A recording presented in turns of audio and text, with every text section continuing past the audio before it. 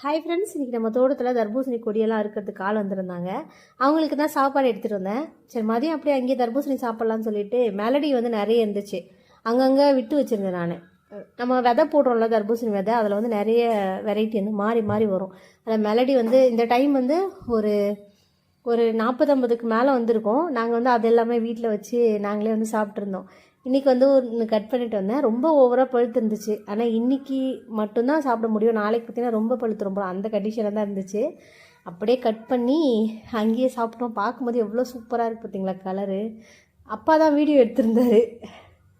சரியான கலரு, டேஸ்ட்டும் நல்லா தான் இருந்துச்சு. என்ன கொஞ்சம் லைட்டாக ஓவராக பழுத்துருச்சு, அவ்வளோதான்.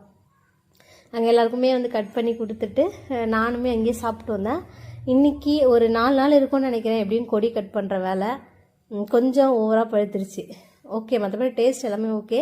எனக்கு வந்து இந்த விதையெல்லாம் எடுத்துகிட்டு சாப்பிட்றது வந்து அந்தளவுக்கு செட் ஆகாது. அதனால் விதையோடையே சாப்பிட்ருவேன். நீங்களாம் வந்து விதையோடு சாப்பிடுவீங்களா, இல்லை விதையெல்லாம் எடுத்துகிட்டு சாப்பிடுவீங்களான்னு சொல்லி கமெண்ட்டில் சொல்லுங்கள்.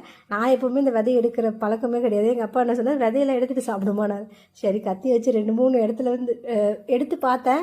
அதுக்கு மேலே நமக்கு செட் ஆகலை. நான் வந்து அப்படியே சாப்பிட்டேன். நான்